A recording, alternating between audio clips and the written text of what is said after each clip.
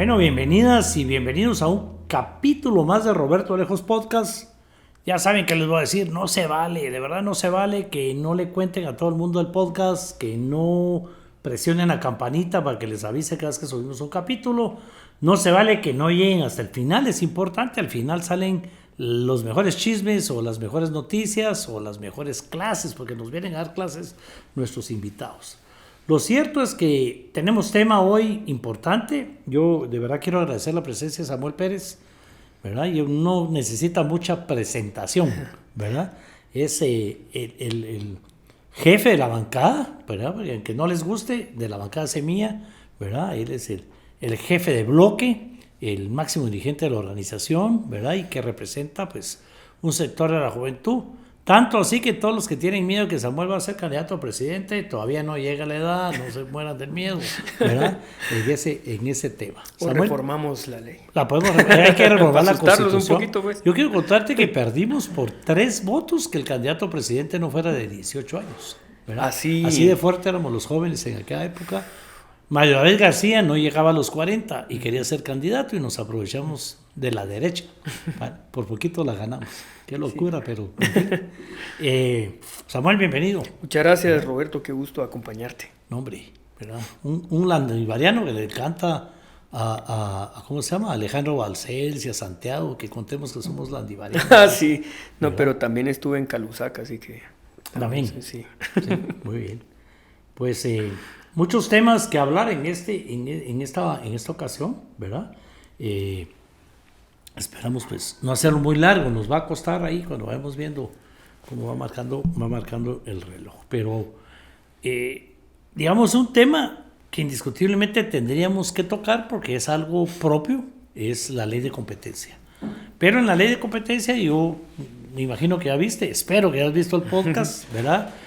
Tuvimos aquí a Carlos Barrera y Carlos Barrera pues fue yo creo que muy honesto en platicarnos de la historia de la ley, el contenido de la ley y en reconocer que la ley pasó porque Samuel Pérez lo agarró como un caballito de batalla, como una promesa de campaña primero y después como el caballito de batalla de cumplir sus promesas de campaña. Y entonces pues es una ley que nosotros los constituyentes dijimos 40 años para ser aprobada, hay quienes que dicen que no, que la Constitución tampoco decía que fuera la ley de competencia, sino una ley en relación a combatir los monopolios. Lo cierto es que la iniciativa estaba ahí, creo que desde el 2016 o algo por el estilo, ¿verdad? No sé si quieres complementar algo, pero aquí el tema es contarles a todos que se aprobó, recordar si se aprobó y pues sí, reconocer que fue Samuel el que la impulsó y que la volvió algo propio. Sí, pues yo le agradezco el comentario a Carlos porque en realidad tuvimos en algún momento una conversación con él porque él impulsó la iniciativa 5074 en su momento. Sin embargo, esa tenía otro contexto, ¿verdad? Tuvo que hacer otro tipo de concesiones, había otro tipo de poderes influyendo. En algún momento consideramos ingresar una nueva iniciativa de ley, pero la realidad es que lo más fácil era enmendar la que estaba ya presentada. Tenía ciertos avances, digamos, más o menos parecida al decreto que finalmente fue aprobado, pero sí tenía un contexto yo diría, con menos presión y con más libertad para darle autonomía a la autoridad de competencia, que era lo más importante, creo yo, ¿verdad? Esta sí es un mandato constitucional, pero más allá de eso, yo creo que sí es una necesidad para empezar a cambiar la estructura de la economía y pasar de una cultura de privilegios a una de igualdad y de competencia, como debería funcionar el mercado. Muy bien, ¿verdad?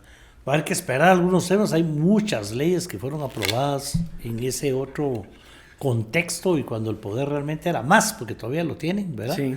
Los grandes empresarios, los poderosos, y habrá que cambiar algunas leyes que no van a dejar trabajar al ¿cómo se llama? Esa intendencia, a la superintendencia de competencia, sí, ¿verdad? Correcto. Entonces ese va a ser su primer trabajo, claro. Estudiar las leyes que se oponen. Y a ver, o sea que el trabajo empieza, Samuel. Sí, totalmente. Y ahorita lo bueno es que se aprobó una ley desde mi punto de vista que supera las expectativas que yo tenía, porque yo creí que íbamos a tener que hacer concesiones como por ejemplo que no fuese una superintendencia autónoma, sino que tuviese que estar adscrita al Mineco, por ejemplo, así como la Diaco, pero porque no sabía yo que íbamos a lograr más de 107 votos. Entonces, yo creo que algo positivo de esto fue que mucha gente creía que no la íbamos a lograr pasar. Entonces, bueno, la veían que dábamos la lucha, incluso operaron fuertemente en la corte para intentar impedir que lográramos tener esta discusión y que avanzara. Y yo creo que eso sí fue muy dirigido porque, digamos, la semana que yo pude estar de presidente del Congreso y la única sesión de jefes de bloque que pude conducir, una de las acciones fue instaurar una mesa para la discusión de la ley de competencia. Finalmente, pues la Corte de Constitucionalidad se tumbó todo lo que hicimos en esa semana, pero después el presidente Neri decidió delegarme la coordinación de una mesa que él presidía, pero que yo iba a coordinar para la discusión de la ley de competencia. A la Corte tampoco le gustó y se tumbó también esa mesa, sin ninguna justificación. Creo que lo platicamos en el último podcast en el que te acompañé. Entonces ya había un objetivo de intentar impedir el avance, pero tuvimos una buena relación con el presidente de la Comisión de Economía y él asumió, digamos, me dijo, mira, trae aquí el calendario, trae aquí el cronograma, la discusión y yo abro el espacio de la comisión para que podamos discutirla. Y finalmente se logró, pero yo creo que muchos grupos pensaban que no la íbamos a lograr y de hecho no avisamos a todo el mundo que el día que la aprobamos la íbamos a aprobar de una vez de urgencia, sino que pensaban que iba a ser un debate. Entonces cuando vieron que iba de urgencia nacional, porque yo tomé la temperatura y dije tenemos 110 votos, finalmente fueron 122, pero por lo menos 110 teníamos.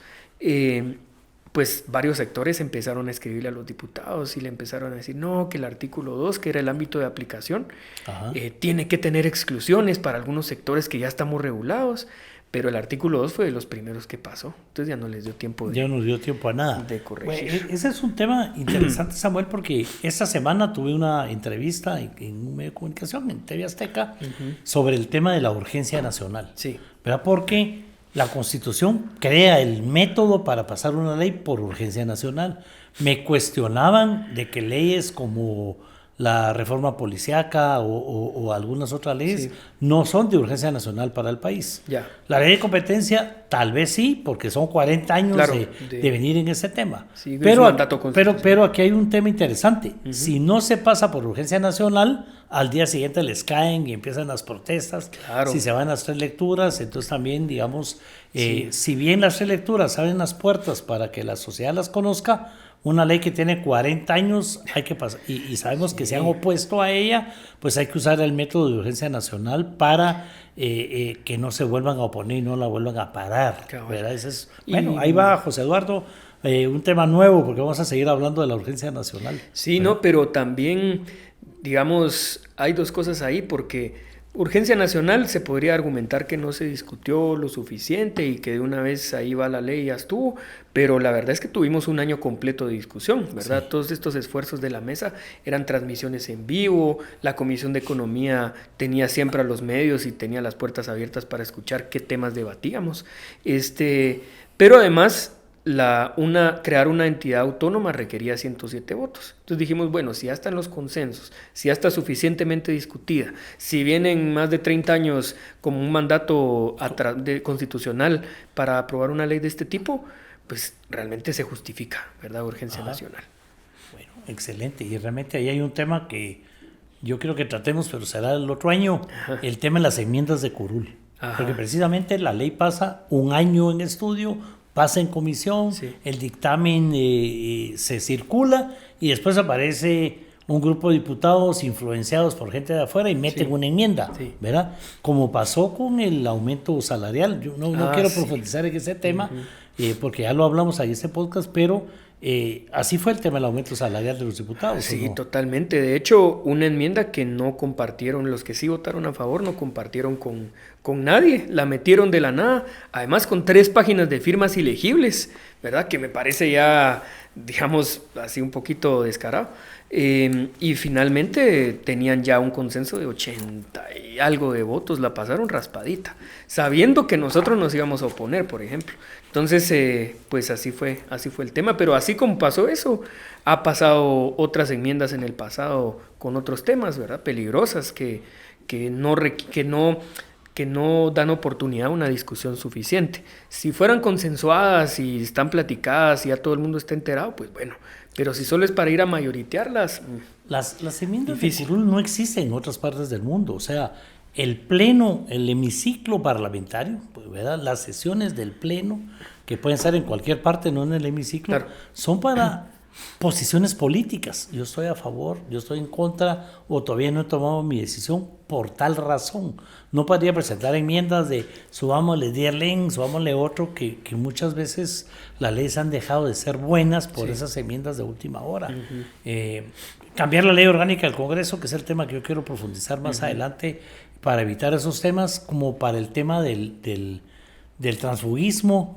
Yo creo que también, pues en su oportunidad, fue buena la intención de evitarlo el tema, pero a pesar, y vamos a hablar mucho de eso, porque eso sí es el tema, es decir, a pesar de que aquí ha sido un ataque directo a Semilla como partido, como bancada, para no dejarlo, a mí no me parece correcto que los diputados independientes pierdan sus derechos por ser independientes. Si a mí el partido no me gusta, yo he sido independiente.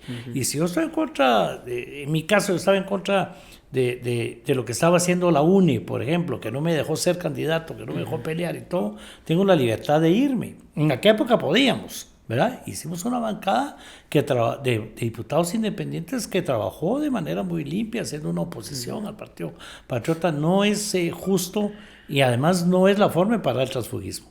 Porque ustedes no tienen ninguna división interna, votan juntos, nadie se está dando el partido y están pagando las consecuencias de una ley contra el transfugismo. Sí. Otros partidos, como el caso de Adín Maldonado, se tiene que quedar en un partido que no le gusta, cuando ya podía tener a su gente totalmente independiente. Sí. Y por ese miedo, ¿verdad? Sí, y vamos a hablar de eso porque de eso se trata el tema. ¿Cuál es en Buen Chapín la jodedera de Doña Consuelo o de Orellana, de Corrichuche, que están atrás? Pero hablemos un poquito del presupuesto, ¿verdad? Porque yo pues he defendido públicamente el que yo prefiero que se le asigne una cantidad de dinero a los diputados, que escojan ellos las municipalidades con las que ellos están trabajando, que se cubren todas, que esto es adicional al situado constitucional que dejamos la constituyente. Pero los alcaldes no tocan ese dinero, lo ejecutan los consejos de desarrollo. Yo prefiero eso, que es fiscalizable, que la obra se tiene que ver, y lo que he dicho es, estamos en la línea. Si eso resulta, este gobierno se va para arriba. Y si no resulta, ese gobierno se va al hoyo, peor que nunca, porque es más de lo mismo, ¿verdad? Pero breve, ¿qué podemos hablar de presupuesto? Porque te cuento que Román se echó una buena explicación del contenido del presupuesto y sus temas, ¿verdad? Sí, él era el delegado de la bancada Semilla en la Comisión de Finanzas para operar la aprobación del presupuesto, por lo menos en la comisión, y luego ya la operación política la condujimos en la jefatura. Pero sí, yo creo que es deseable que los diputados distritales que tienen intenciones legítimas de llevar obra a sus distritos o intermediar para que se solucionen problemas cotidianos de la gente, puedan tener oportunidad de opinar en un presupuesto que es para todo el país, ¿verdad? Y eso es democrático, es transparente, y es muy diferente a cómo se hacía antes, porque antes lo que pasaba es que venía Alan, tenía las maletas con efectivo ahí en el búnker, votaban a favor del presupuesto y llegaban a su oficina a cobrar. Ahorita no, ahorita son intereses legítimos, transparentes de personas que pues están, digamos, en la gran mayoría de los casos preocupados porque se solucionen problemas de sus votantes o de sus comunidades, ¿verdad? Entonces yo creo que esta asignación de los consejos de desarrollo permitió que los diputados, sobre todo distritales, opinaran sobre qué soluciones se pueden llevar a sus distritos y cómo esto se puede ver reflejado en asignaciones presupuestarias. Ahora hay una gran diferencia. Este no es un cheque en blanco, no son sus empresas las que tienen ya nombre y apellido las que van a ganar las asignaciones de la obra. Van a tener un mecanismo de supervisión, control y transparencia. El Ministerio de Finanzas va a estar muy pendiente que no hayan actos de corrupción. Las gobernaciones van a tener también una opinión sobre si se aprueba o no, porque puede que haya obras que quieran sobrevalorar. Entonces va a haber un control casi que cruzado para evitar que esto se convierta en corrupción. Antes lo que hacían era, mientras menos controles de transparencia haya, mejor. Si puedo asignarle la obra a una empresa de algún diputado, mejor, y así están contentos ellos y no me están molestando. Aquí no, aquí sí están condicionados a que la obra se tiene que realizar y realizar bien, ¿verdad? Y realmente es deseable porque esta asignación puede llegar a comunidades que los ministerios no están pensando que lleguen, ¿verdad? El Ministerio de Comunicaciones no está pensando cómo llevo, qué sé yo, un camino rural a Ixcán, por decir algo, porque está viendo el kilómetro 44, o está viendo cómo le pone un puente a Sayaché, o qué sé yo, que son, digamos, otro tipo de política pública. Ahora los consejos de desarrollo sí pueden llevar un chorro a una comunidad que no tiene agua, cosas así, ¿verdad? Yo creo que eso es deseable. Y lo importante para mí es que lo hagamos transparente. Yo aquí, pues se lo he dicho a mi gran amigo Víctor Hugo Godoy, ¿verdad? Víctor Hugo ahora está de tu lado como Secretaría Ejecutiva de la Presidencia, ver, fiscalizar. Exacto. Primero que los gobernadores no dejen, o gobernadoras, no dejen pasar nada que esté sobrevalorado, que las empresas pertenezcan a gente que ya conocemos en qué andan, y que la obra se lleve a cabo, la supervisión. O sea, aquí la Secretaría Ejecutiva se convierte realmente, hoy sí, en algo que tiene bastante que ejecutar, además del situado constitucional. Sí. Y yo estoy haciendo un llamado, que ahora lo hago más calladito a la Contraloría de Cuentas, después de su informe, ya lo voy a tratar con un poquito más de respeto, ¿verdad? Pero ahí está también un tema que tenemos que fortalecer, y aquí le hacemos una invitación al señor Contralor que venga a hablarnos de ese informe, de qué hizo, etcétera, ¿verdad? Pero ahí está, es su presupuesto, bien explicado, de veras, por Román. Buenísimo. No, es que estuvimos muy involucrados realmente en la construcción, y como además conocemos el programa político, el plan de gobierno, y el presupuesto es consecuente con los objetivos de política pública del partido, pues no había mucho oculto, ¿verdad? Todos sabíamos a qué íbamos, a qué le íbamos a asignar como prioridad ciertos recursos, etcétera. Entonces yo creo que eso es lo bueno, que sea un presupuesto de un partido político de verdad. Y yo creo que eso es lo que le genera temor a los que nos quieren ver. Estarás de acuerdo conmigo, mi nuevo eslogan. Yo tengo dos eslogans. Uno como constituyente, que es: exija sus derechos, pero conozca su constitución para poderlos exigir. Pero el otro se llama: se acabó el pretexto. Hoy si el Ejecutivo tiene plata, tiene el plan de gobierno reflejado ahí. Yo creo que ya el señor presidente ya no tiene pretexto. Tiene una doña que jode, vamos a hablar de ese tema, pero ya para poder llevar a cabo su plan de gobierno se ve reflejado ahí. Esa es la crítica y la preocupación de todos, que va tanto en educación, que aumentamos esto, que hay un colchón muy grande en este lado, en fin. Hay muchas críticas que yo creo que es precisamente para atacar el plan de gobierno, para atacar la ejecución, ¿verdad? No, pero se acabó el pretexto, señor presidente, ahora sí. Sí, de hecho lo platicamos en algún momento con el presidente Bernardo, obviamente no como una relación de condición, sino que realmente nosotros hicimos lo que nos tocaba. Nos pidió un presupuesto, nos pidió ciertos préstamos para reducir los intereses de los bonos, ¿verdad? Que sustituimos esa deuda. Ahora es más barata la deuda.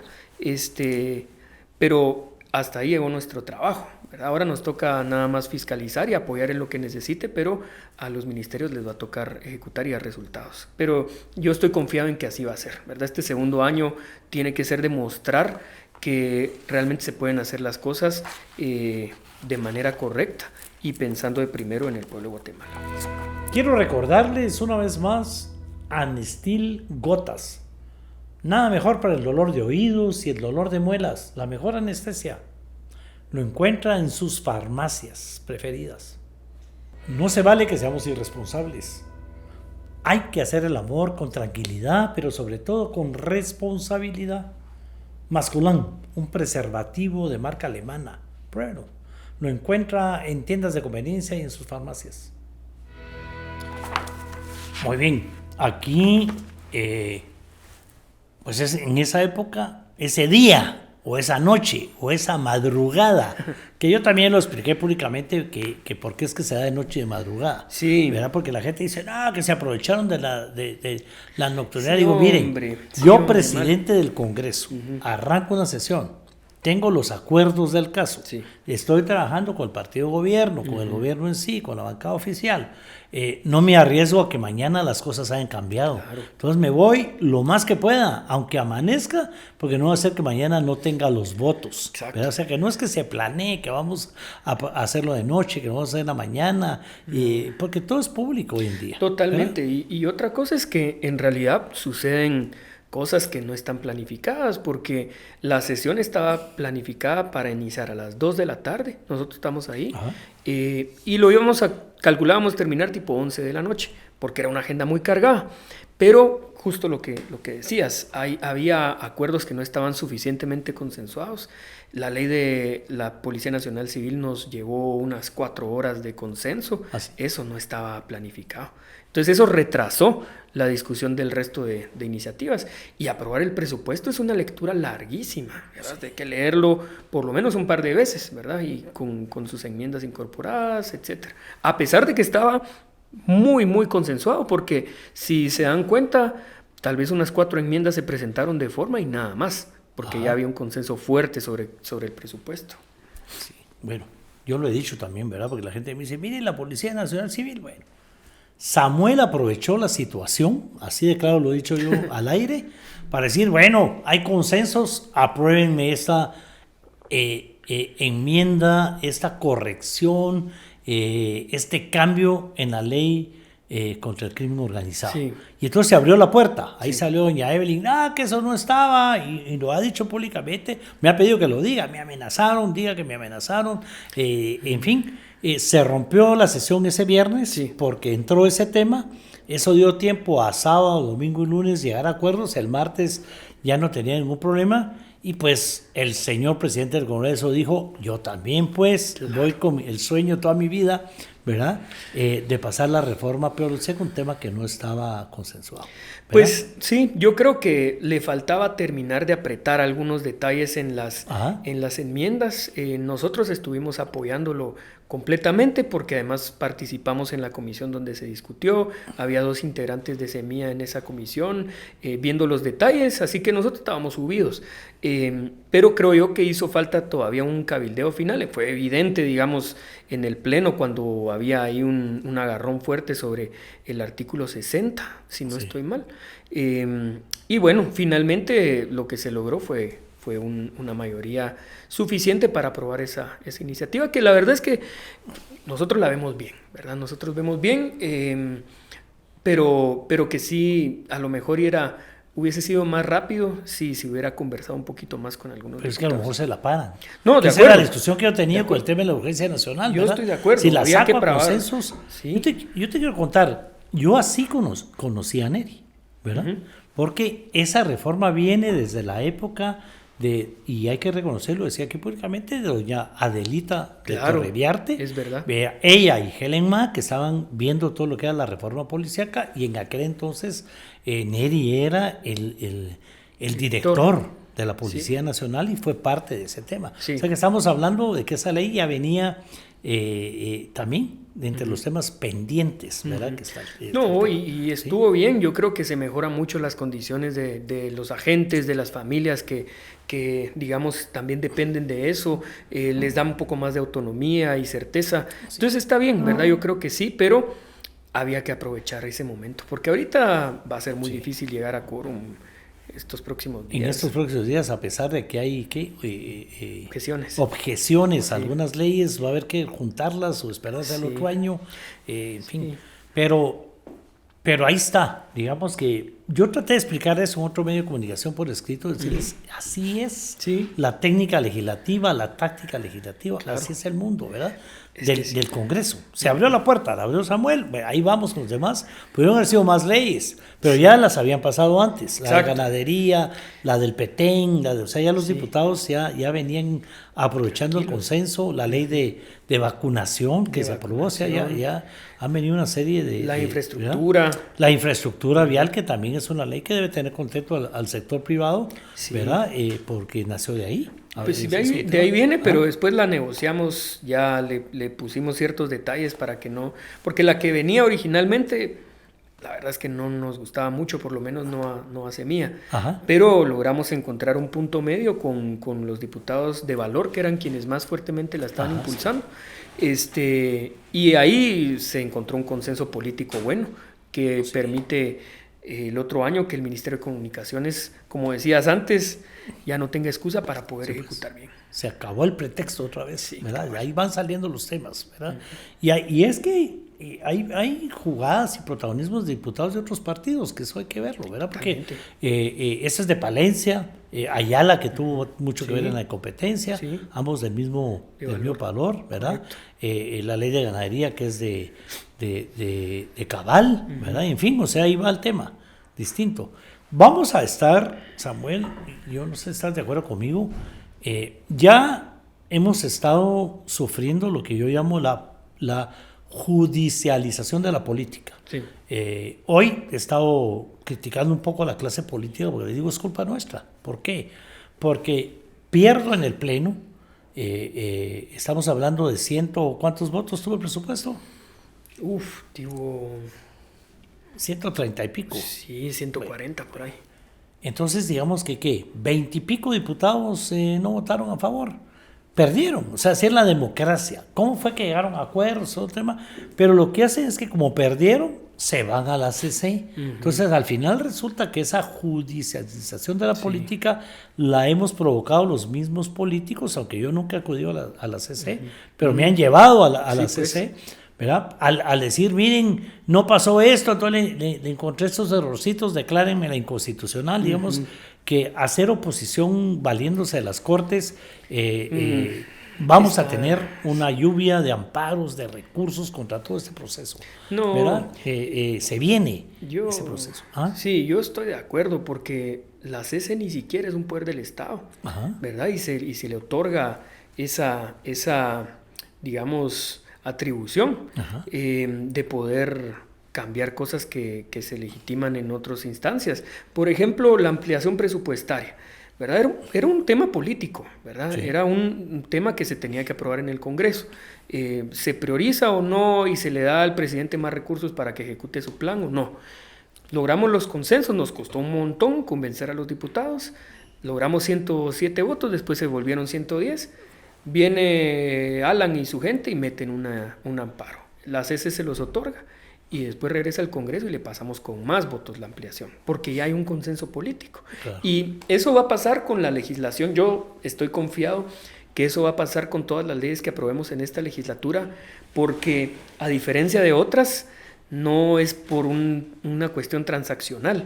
No es Alan Rodríguez diciéndole, mira, hoy necesito tu voto y te voy a dar tanto dinero, sino que realmente nos pusimos de acuerdo y dijimos, esta ley es de beneficio para el país, me gusta esta redacción, a mí me gusta esta, encontremos un punto medio y la legitimamos. Entonces, lo que sea que aprobemos no es porque le pagamos a alguien, ¿verdad? Sino que realmente porque creemos que es de beneficio. Y entonces el diputado encuentra un errorcito que cree que es un error, se va a llorar a la corte. Ajá. Los de la corte están molestos conmigo y les he echado 1000 flores, pero aquí les fallase otro buen amigo, les echó pencas sin consultarnos a todos los constituyentes y no lo perdona. Pero ahí está. Sí. Vamos a seguir hablando bien de ellos cuando toque, pero también vamos a seguir hablando mal de ellos cuando creamos que no hicieron lo correcto. Pero Samuel, digamos, el tema principal, las reformas a la ley de la delincuencia organizada. Sí. Aquí, digamos que aquí hay varios temas. Primero, este artículo nunca se había usado. Y yo he dicho, pero es que ¿qué equipo tiene esa señora que encontraron ese articulito ahí en esa ley para intentar desde la primera vuelta, desde antes que declararan a Semilla el ganador del segundo lugar para que lleve a la segunda vuelta, desde ahí trataron de ir en contra de la Constitución? Los constituyentes siempre discutimos de que no queríamos al Ministerio Público metido en el tema electoral porque era el Ministerio Público el que paraba la inscripción de los partidos políticos. Sí, pues, claro. Antes, en la Constitución anterior, En la ley electoral anterior se le notificaba al Ministerio Público, lo he dicho muchas veces, sobre la solicitud de inscripción de un partido. Y el Ministerio Público decía, no, porque son socialistas. ¿Verdad? Y estaba hasta prohibido en la Constitución que el tema ideológico, y ahí paraba. Además, eso paraba la inscripción de los que venían, porque hasta que se terminaba el trámite de un partido, iniciaba el trámite de los que hacían cola. O sea, realmente los constituyentes tuvimos mucho que hacer, yo, en mi caso mucho que aprender de esos maestros que tuve ahí. Eso fue un gran acierto. ¿Verdad? Pero no quedó solo ahí. Además, tenemos un MP que el presidente dice, la voy a mandar a citar, y ella lo cita primero, ¿verdad? Y ustedes vienen y entonces dice, reformamos esta ley que nunca había sido usada, que solo la han usado con semilla, reformémosla. Y Curruchiche, Orellana y la señora salen, está bien pues, ahora los cancelo. Ajá. ¿Verdad? ¿En qué estamos hablando? Sí, no, hombre, terrible. Yo creo que son ya, honestamente, son medidas desesperadas. A lo mejor ellos piensan que nos preocupan, pero estamos bastante tranquilos porque sabemos que el tiempo juega en contra de ellos. Al principio uno pensaría, bueno, de repente y tienen un megacaso aquí, llevamos más de un año suspendidos. No han presentado una sola prueba, tienen en reserva el caso, no me dan acceso al expediente, no presentan evidencia de nada. Entonces no hay caso. Y yo estoy seguro que no hay caso porque yo estoy involucrado en la construcción del partido desde lo más pequeño hasta lo más grande. Y yo sé que no cometimos ilegalidades y por eso nos costó muchísimo armar el partido, sin dinero, sin nada. Entonces cuando cambie la correlación de fuerzas, porque va a cambiar más pronto que tarde, pues los que van a tener que salir huyendo o enfrentar la justicia, ahora sí, bajo términos de Estado de Derecho, son ellos. Entonces yo creo que dijeron, bueno, ya cambiaron esta ley, ¿qué último cartucho nos queda? Cancelemos, ¿verdad? Pero se les ya la tenían lista, es que a mí me admiran, de verdad. Sí, no, totalmente. Ajá. Entonces se les va a caer, ¿verdad? El caso, eventualmente ya, yo sé que se les va a caer porque nunca ninguna instancia en el sistema de justicia, en todo este proceso, ha entrado a conocer el fondo. Nadie ha dicho realmente si aquí hay un caso o no hay un caso, por qué se le niega el derecho de defensa, tienen o no acceso argumentos a la información. ¿Te dieron esa información? No me lo han dado. Llevo 2 años. A pesar de que la Corte les ordenó darlo. Es que no les ordenó, sino que le ordenó a Freddy un informe. Entonces, que ¿por qué no lo ha dado? Entonces se lo va a mandar y ahí ellos tendrán que determinar, pero ¿qué va a decir Freddy? No se le ha dado, pues no se me da la gana, porque no hay otro argumento. Entonces, cuando conozcan el fondo del caso, pues se van a dar cuenta que no hay caso, ¿verdad? Si no, pues ya saldrían. Samuel, nosotros hablábamos de esto es en contra del presidente de la República porque no quieren que tome posesión. Hablábamos de ya tomó posesión, no se logró el golpe, un tema del que hablamos aquí la vez pasada, para no profundizar en eso. Ahora lo que quieren es quitarlo o que no gobierne. Yo lo veo de otra manera. Pareciera contra Samuel Pérez, ¿verdad? Porque fue de, no, ¿verdad? No puede ser presidente. Y votaron esa junta directiva. Está bien, ahí había mucho que discutir sobre el tema, porque ya sobre la base de una orden judicial cuestionable, pero digamos que ahí tenía un tema la Corte. Pero después no puede ser presidente de esta comisión extraordinaria o una mesa de diálogo. No puede representar al Congreso en nada, ni en un viaje a nombre, no puede hablar en nombre del Congreso. O sea, ese tipo de temas. Y ahora el tema no puede acceder a jefes de bloque ni de oyente. No, pues, eso sí va en contra de la ley orgánica y de todo ese tema de transparencia de la Constitución. Seamos muy honestos, aunque se enojen mis amigos de la Corte, que se ve un extremo. Pero ahora Samuel pasa ese tema, entonces lo cancelamos. Pero entonces, ¿te sentís realmente que la guerra es en contra tuya? Pues ¿O es en contra de todos? En ocasiones a lo mejor y sí, a mí me han utilizado como símbolo, digamos, de representación del partido, pero yo creo que es en contra de, digamos, la proyección de futuro que puede representar un partido político que es institucional y que tiene mucha legitimidad. Pero lo que no se dan cuenta es, yo creo que son 2 cosas. Primero, que el partido no depende de la figura legal, ¿verdad? Porque hay gente de todas formas organizada que ya tiene un sentido de pertenencia, que tiene una convicción compartida, que tiene una visión de país, de futuro, y que eso no lo van a cambiar, eso no lo van a eliminar cancelando el partido, que además no lo van a poder cancelar.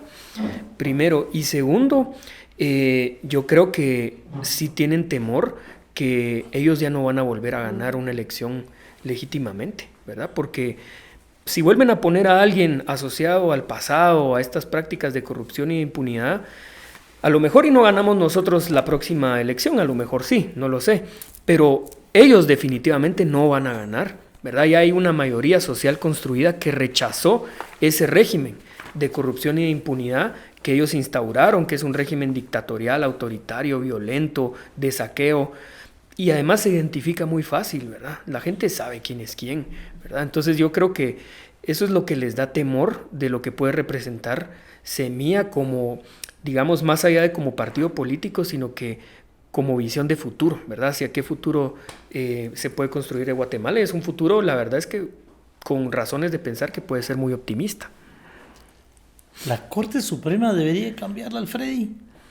Yo creo que sí. Yo creo que sí. Sin Hay duda. quien dice, no, que la Corte anterior lo dejó nombrado por 5 años. Yo no he encontrado donde diga que es por 5 años. Sí, ¿verdad? correcto. Yo creo que la Corte Suprema podría tomar esa decisión porque además le hace mucho daño al sistema de justicia, le quita legitimidad, porque además no son todos los jueces así, ¿verdad? La verdad es que hay jueces que son muy profesionales, que son muy objetivos, pero que no son tan vocales ni tan visibles en términos mediáticos.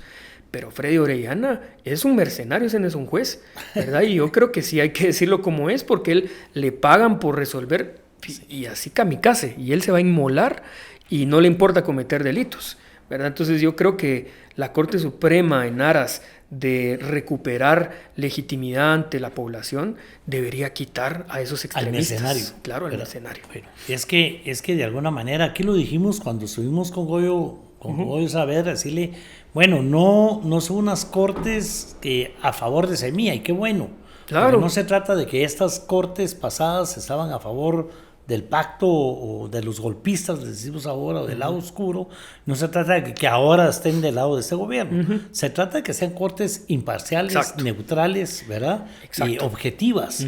Y entonces aquí estamos viendo que no es un juez objetivo. Totalmente, ¿verdad? ¿no? Para nada. Es un juez Entonces, vendido. aquí, un llamado para la Corte. Yo he invitado al presidente de la Corte, bueno, no, a este presidente no, era A Teodoro, no, a Carlos. a mi paisano de Jutiapa, que estuvo mucho tiempo presidiendo la Corte, para venir a dialogar sobre ese tema, ¿verdad? De realmente hacer cambios para buscar jueces más objetivos en los casos penales, sobre todo. Sobre todo en lo penal. En estos casos políticos. Sí, yo sí he visto, digamos, a veces es difícil de explicar porque creo que la mayoría de la población no conoce los perfiles de la gente que llegó a la Corte Suprema, pero por lo menos lo que tuvimos oportunidad de conversar, de platicar, yo no veía una, digamos, convicción de querer ir a jugar con la libertad de la gente, sino que todo lo contrario. La Corte Suprema actual, pues a lo mejor no es la que a mí me hubiera gustado elegir, ¿verdad? Porque no es gente ni de mi partido, ni la conozco, ni es afín a mí, ni nada,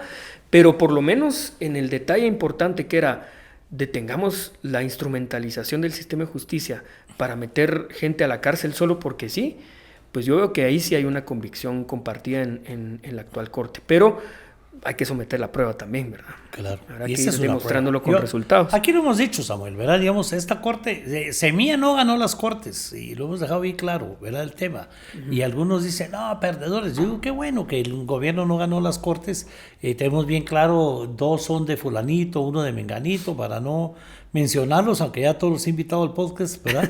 A todo el tema, y no son niños y niñas de primera comunión. Pero estamos hablando de una Corte Suprema que en aquel entonces lo dijo el vocal primero, no se quiere o no se debe politizar, sí, que es parte del problema. Después le vamos a entrar al otro tema de cómo parar la corrupción tan profunda que hay en todo el sistema de justicia, la lentitud con la que se trabaja. Pero hablando de esa guerra, Samuel, que yo llamo contra Samuel Pérez, aunque indiscutiblemente quieren quitar al presidente o no lo quieren dejar trabajar, si no, ahí está el caso de Félix, ahí está el caso de Ligia, o sea, están demandando a Santiago, al procurador, en fin, están en ese tema. Pero hablando de eso, ¿cómo ves a Semilla? Porque digamos, la gente ve un Semilla que cae, pero un Semilla que fue protagonista a final de año, que ha sido protagonista todo el año, que ha sido partícipe de todos los temas. bueno, ¿cómo va a trabajar Semilla ahora con ese congreso tan especial que tenemos, pero que al final está votando muy unido? Es que... ¿Verdad? ¿Y cómo vemos a Semilla? Hablemos un poco. ¿Qué va a ser de Semilla en el futuro? De Samuel Pérez como el jefe de bloque, y Samuel Pérez, a que todo el mundo ve como algún día el candidato presidencial de Semilla. Hablemos del futuro de Semilla. Bueno, la verdad es que nos ha tocado aprender bajo condiciones muy adversas y yo creo que eso es una fortaleza bien importante de cara al futuro, porque cuando armamos el partido siempre lo pensamos en términos de largo plazo, ¿verdad? Nunca armamos un partido electoral. De hecho, yo fui electo secretario general de Semilla cuando tenía 24 años. Para poder marcar un mensaje firme de que los secretarios generales no siempre son candidatos presidenciales y el partido se conforma alrededor de una visión ideológica y no alrededor de una persona, ¿verdad? Y eso era valiosísimo y eso es lo que nos permite trascender en el tiempo, ¿verdad? Porque un partido que gana una elección no tiene sentido, ¿verdad? Sino que tiene que impregnar su visión del mundo, sus políticas públicas a lo largo de los años, ¿verdad? Así como en Costa Rica, donde gana los socialdemócratas con Pepe Figueres una vez, pero vuelven a ganar los socialdemócratas y vuelven a ganar y vuelven a ganar hasta que Costa Rica se vuelve lo que es hoy, ¿verdad? Eso es lo que tiene que pasar en Guatemala. Y con esa visión armamos el partido. Entonces nos permite pensar en términos de relevos generacionales, de trascendencia hacia el futuro. Pero lo que decía antes es que nos obligaron y nos arrinconaron a operar en la llanura completamente, sin bancada, sin partido, con ataques permanentes, yo tengo 10 antejuicios, 10 antejuicios, y aún así hemos logrado éxitos en el Congreso, cumplir promesas de campaña, dejar hitos relevantes y además en este momento yo creo que ya dejamos legado, ¿verdad? Y llevamos menos de un año. Entonces yo creo que pues es un error de parte de los adversarios ponernos en una situación creyendo que no íbamos a poder sacar la cabeza y aprendimos a nadar, ¿verdad? Entonces yo creo que hay mucho futuro, ¿verdad? Y además cada vez hay más gente, ¿verdad? Hay mucha más gente, nuevas generaciones que están más politizadas, que empiezan a tener interés en la vida pública y que necesitan un espacio en donde canalizar sus aspiraciones, sus convicciones y sus objetivos de vida. Ojalá, ¿verdad? Necesitamos politizar al país. Sí. Aquí la gente dice, yo no me quiero meter a política. Se tiene que meter a política, a como dé lugar, porque de lo contrario no vamos a salir de ese tema. En el mundo entero, Samuel, la gente está votando, yo decía, contra la clase política. Ojo, ¿verdad? Pero ahora está votando contra el sistema en general. O sea, Trump es un voto antisistema, claro. Bukele es un voto antisistema, Daniel Ortega se da el lujo de romper el sistema en términos generales, a pesar de que había sido electo democráticamente esta vez. Está tomando por asalto FOPREL, que es un tema que quiero invitar aquí a la gente de FOPREL a hablar del tema. Y así vemos cómo incluso Chile, Colombia, para hablar de otras ideologías, son votos también antisistema. Pues votar por un ex miembro de la guerrilla, en el caso de Colombia, de alguien que realmente estaba en la locura en el caso de Chile, pero la gente está votando antisistema. Aquí, ¿qué va a hacer Semilla porque el ataque ahorita, el presupuesto, el aumento al salario de los diputados, la reforma, pues esta reforma no está siendo muy criticada. Digamos que la reforma policíaca, en fin, todo lo que pasó ahorita a final de año, el desgaste se lo está llevando el gobierno. Sí. La gente está atacando a Semilla, a los semilleros, el presidente ya cayó en lo mismo, en la corrupción. ¿Cómo enfrentar ese desgaste que es inevitable que vengan esos ataques y en enero van a seguir, ¿verdad? Nosotros tenemos un reto importante en términos de comunicación y tenemos que hacer mucha pedagogía y sobre todo creo que hay que tratar de hacer análisis comparativo, ¿verdad? Porque en realidad yo me recuerdo que antes salíamos también del Congreso a las 6 de la mañana, pero aprobando leyes, nosotros en contra, pero ellos aprobando leyes en contra del pueblo de Guatemala. Ahorita nos desvelamos porque aprobamos la ley de competencia, por ejemplo, y eso es una gran diferencia. Antes uno vivía con una especie de psicosis pensando ahora qué está pensando el Congreso que me va a perjudicar en mi vida cotidiana. Ahorita no hay esa preocupación. De hecho, yo creo que ahorita vamos a pasar uno de los diciembres más tranquilos, sabiendo que no hay que preocuparse para ver qué está maquinando el Congreso o el presidente en contra de la gente. tranquilos, ¿verdad? Hay un gobierno democrático que escucha, a lo mejor y no es del agrado de todo el mundo, pero lo que sí es cierto es que no está pensando en cómo perjudicar al pueblo de Guatemala, sino que todo lo contrario. Lo mismo en el Congreso, por lo menos en este periodo que tenemos. Comunicación es el tema. Yo creo que sí, ha ido mejorando poco a poco, pero nos hace falta a lo mejor hacer más pedagogía de explicar. Ese tema nos hace falta como país, ¿verdad? Y todo. Bueno, el reto es para Santiago, lo he estado invitando, no nos hemos podido poner de acuerdo. Le voy a decir. ¿Verdad? En el tema, porque es el secretario de Comunicación ahora, después de ser, cuando lo entrevistamos la primera vez era el SAR Anticorrupción, ahora es el encargado de ese tema, de pedagogía, me gusta el tema, ¿verdad? Tenemos que... Los constituyentes le vamos a entrar a esa campaña. Exija sus derechos, conozca la Constitución. ¿Verdad? Se acabó el pretexto, indiscutiblemente el presidente tiene plata, tiene un plan de gobierno que se ve reflejado ahí, ¿verdad? Ahora le toca encontrar a los funcionarios ideales y seguir o no la guerra contra el Ministerio Público.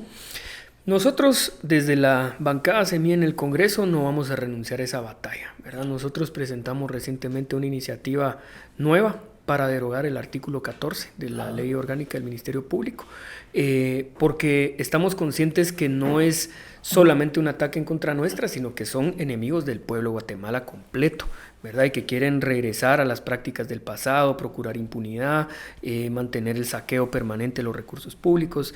Entonces, esa gente hay que evitar que esté tomando decisiones y jugando con la libertad de las personas. Yo creo que sí ha generado mucho desgaste. Creo que hay otros instrumentos que no se han terminado de utilizar. Por lo menos lo que nos corresponde en el Congreso, vamos a hacer el esfuerzo que sea necesario para poder lograr el objetivo. Muy bien. Pues miren, bueno, el presupuesto ya quedó claro, no se está ocultando los 30 millones por diputado que van a ser distribuidos no a través del diputado, sino a través del sistema de consejos de desarrollo. Ya depende de usted, amigo o amiga, fiscalizar que la obra llegue. Va a depender de las gobernadoras y gobernadores fiscalizar que la obra realmente se lleve. Eso puede ser el trampolín para el partido gobierno o el hoyo si no se logra la fiscalización. Pero aquí, digamos, no hay nada oculto. Para los que dicen es que nos metieron un gol, lo estamos haciendo público para que ayude a fiscalizar, incluyendo al Contralor de Cuentas. Ya se habló del aumento a los diputados, cómo fue que apareció.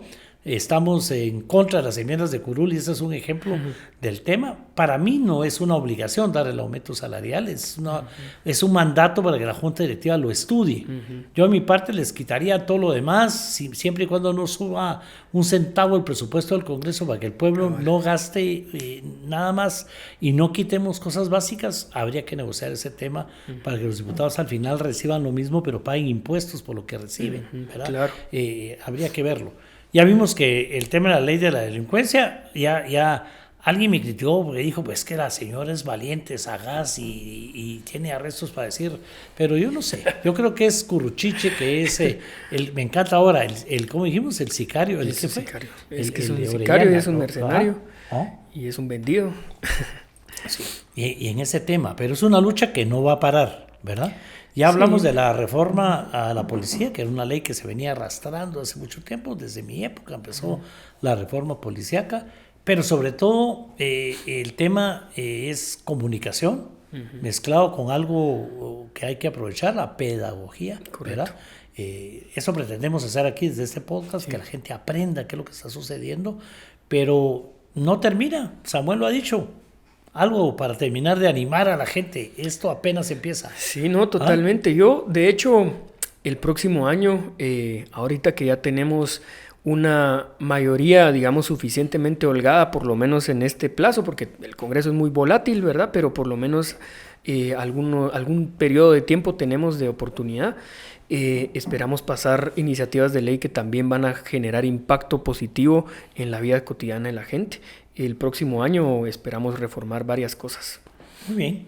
Las puertas están abiertas para todo aquel que quiera venir a hablar del gobierno, criticar al gobierno. No estamos de un lado de la balanza, sino trabajando con mucha objetividad. Y como siempre, si usted se sintió ofendido, se sintió ofendida, lo invito a una tacita de café que todo lo arregla, ¿verdad? Hasta la próxima. Gracias, Samuel. Gracias. Nos vemos en el próximo capítulo.